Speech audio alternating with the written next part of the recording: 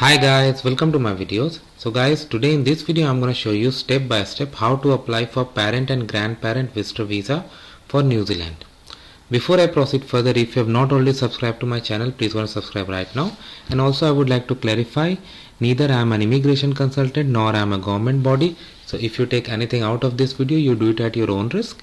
And my intention is to show you how to just navigate through the service, and whatever entries, whatever information I put in this video would be sample and may or may not work in your case. Alright guys, so let's proceed.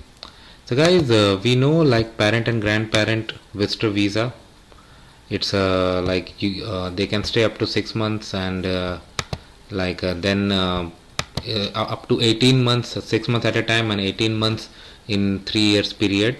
And in order to be eligible, your your son, daughter or grandson, granddaughter must be a New Zealand citizen or resident. Of course, there are more criteria as well. So I'm not going in that details, but I'm going to show instead how to apply. So the first step is login into Realme. So I'm going to log in. You need to create an account if you don't have. So I'm going to log in. So here when we log in, we see this page. So I'm going to click on my visas, and from there I'm going to proceed. So I went in and I click on apply for a visa, and we come to this screen. It says that what you need: credit card, debit card, photo, documents, acceptable, I mean all the things that you need. And let's go to the class. Temporary entry class visa. Are you outside New Zealand? I select yes. What kind of visa?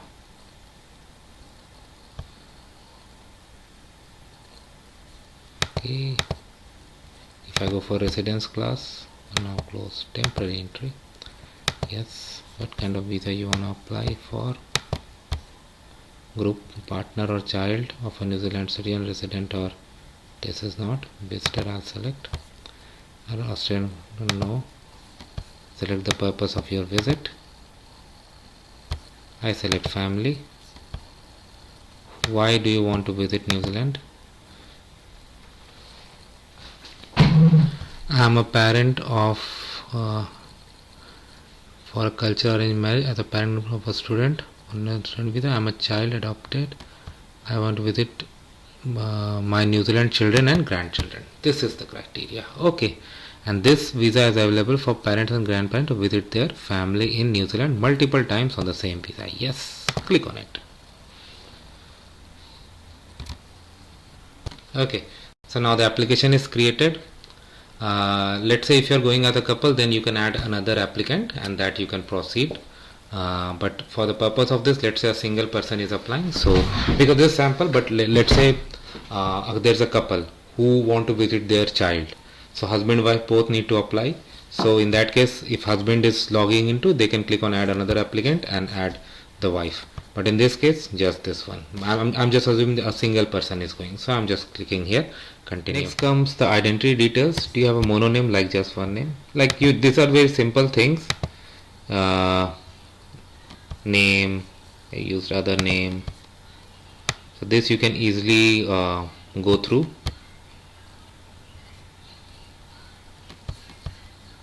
Like your previous applications, your if you hold current Australian permanent, not if you have ever traveled to New Zealand. All these are very simple questions. Passport detail, birth details, other citizenship, contact details. So I'm gonna fill this sample in this, and then I'm gonna click on save and continue. Okay. Now on the next section is the purpose of visit. So it's by default selected. Is a child or grandchild sponsoring your visit? Agent holder, I select yes. Your final they have to complete an online sponsorship form. We'll open this in another link and we'll go at the end. Okay. Are you able to financially support yourself during your stay, including onward travel? I select yes, but if if your child is sponsoring, you can select no and then provide the details. Estimate date of arrival. I mean, you need to do it based on your case, not on what you are seeing here. I'm gonna put some samples.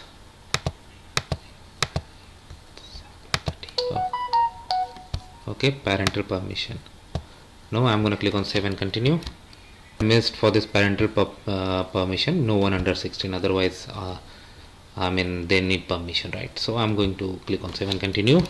Character, have you ever been convicted of crime of offense, driving offense? I select no. Under investigation, you need to read out carefully and then you need to answer, just don't go blindly like me. Next is health, do you have tuberculosis? I select no, but you need to answer as per your situation. Especially in old ages, lot of people do need additional medical care. How long you are planning? So I'm selecting this. This is employment, current employment. So let's say this person is not working, so I select retired. Details of your last paid work. So I'm just gonna put some sample details and I'm gonna click on save and continue. Okay, but you need to provide your actual, whatever is the situation. If you're working, provide the details. Relationship status, what is your relationship status? So I select widow, but whatever is applicable in case. You got to do any contact, anything? Yes, because it's being sponsored, so definitely they are gonna be there. It's gonna be family. Address, phone number and other things. So I'm just gonna put some sample, guys, and then I'll go to the next stage. Immigration assistance, personal coverage, I select no, but whatever is applicable in your case you got to do. Residence application, no, and then I can click on save and continue. Documentation part, I select yes.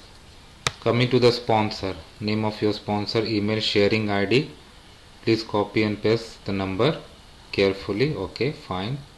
Identity, passport, national identity documentation, household registration, purpose of visit, evidence, evidence of genuine intent, evidence of, if applicable, other evidence, declaration. So after that you go to the next section, which is review and declare. So I'm not going to go over there.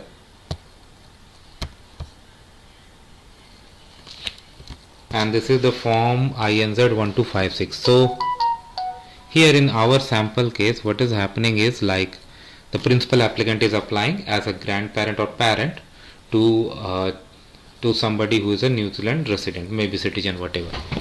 So he is submitting the application, so he is doing this sponsor and supporting partner form. So it's very simple, like sponsor must sign section AB, must also sign C and D. If they have supporting partners, then they also need to sign B, C and D. So they sign section C if the person submits for the licensed immigration advisor or person. Okay. If the person form is only providing assistance to you by record the information. Okay.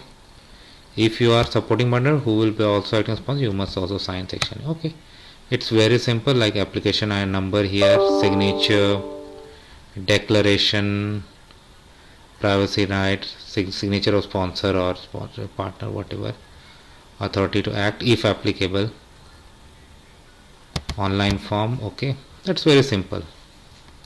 So that's how it works, guys, and I hope you're gonna like this video. Thanks for watching.